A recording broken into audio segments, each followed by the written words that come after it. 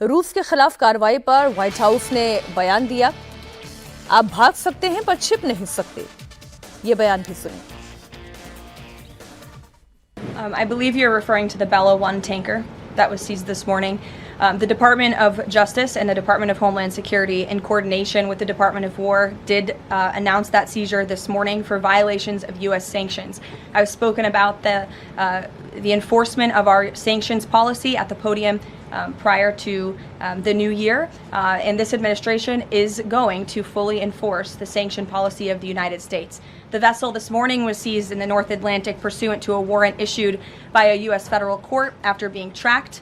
And this was a Venezuelan shadow fleet vessel that has transported sanctioned oil. And the United States of America, under this president, is not going to tolerate that. I would also just add the vessel had a judicial seizure order and the crew, so that means the crew is now subject to prosecution for any applicable violation of federal law, and they will be brought to the United States for such prosecution if necessary. If necessary, इनके लिए क्या जरूरी है वो तो आप देख ही रहे हैं। इनके लिए तेल जरूरी है, डोनाल्ड ट्रंप के लिए व्यापार जरूरी है, उसके लिए फिर चाहे किसी देश के राष्ट्रपति को बंधक ही क्यों ना बना लेना पड़े, वो जरूरी है उनके लिए। उनको ग्रीनलैंड खरीदने का मन कर जाए तो ये कहते हैं कि अगर हम उसके ऊपर आधिपत्य नहीं कर सके तो उसे खरीद लेंगे, ये जरूरी है डोनाल्ड ट्रंप के लिए। विकल्प खुले हुए हैं, सारे विकल्प खुले हुए हैं उनके पास। लेकिन विनोद जी, इसके बावजूद जो चीन कड़ी निंदा कर रहा है, जो रूस आपत्ति जता रहा है, आप अपनी पनडुब्बी लेकर आ जा रहे हैं, चीनी वॉरशिप वहां पर आ जा रही है, अमेरिका का क्या बिगाड़ लिया? कहाँ कुछ फर्क पड़ रहा है? देखिए, ये वर्ल्ड ऑर्डर तो बिल्कुल डिस्टर्ब हो गया है। बिगाड़ता कोई किसी का नहीं है, बिगाड़ तो तभी सकता है जब हमला करते, तो हमले वाली सी तो कोई ना रूस कर सकता ना चीन कर सकता है। क्यों नहीं कर सकता है? देखिए, रूस तो फंसा हुआ है यूक्रेन में, दो फ्रंट खोलना उसके लिए संभव नहीं है, और वो रूस वो नहीं है सोवियत संघ वाला रूस।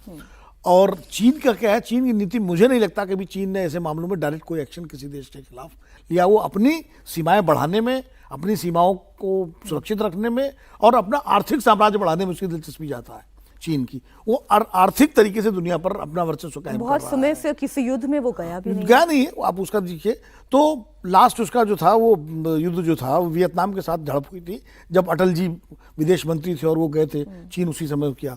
उसके पहले भारत के साथ उसका हुआ था। तो वो चीन जो है वो अपने को तैयार कर रहा है। तो मुझे नहीं लगता कोई सीधे अमेरिका के एक्शन पर, वो जमाना था जब सोवियत संघ सीधे इंटरवीन करता था।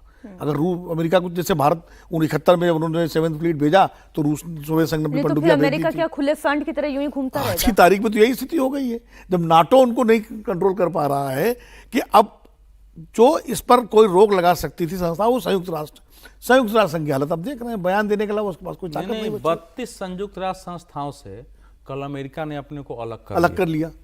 उसने अपने को WTO सारे अंतर्राष्ट्रीय समझौते से मैं देखो, चीन दुनिया में अभी तक सबसे गुंडा और दादा देश रहा है। उसने तिब्बत हड़प लिया, उसने भारत के 48,000 वर्ग मील जमीन पर कब्जा कर लिया। उसके खिलाफ 2013 में साउथ चाइना सी से बाहर निकलने का आदेश है इंटरनेशनल कोर्ट का कि आपका हक नहीं बनता है। वहां वो अड्डे लेकर के खड़ा है कि इसका नाम चाइना सी है, यह हमारा है। वो क्यूराइल द्वीप पर जापान से टकरा रहा है। उसका पूरा उस एरिया में इंडोनेशिया से, जापान से, ब्रुनेई से सबसे उसका तनाव बना हुआ रहता है। ये गुंडा देश स्वयं जो साम्राज्यवाद में विश्वास करता है, मंगोलिया को हिलने नहीं देता था। प्राइम मिनिस्टर पहली बार मंगोलिया देश में अगर बाहर के हिम्मत करके, और नरेंद्र मोदी जब प्राइम मिनिस्टर तो गए, इस ढंग से घेरेबंदी की थी। तो वो देश क्या मुकाबला करेगा? स्वयं दादा और गुंडा देश जो है कि एक गुंडा दूसरे गुंडे को कहे कि तुम गुंडागरी मत करो।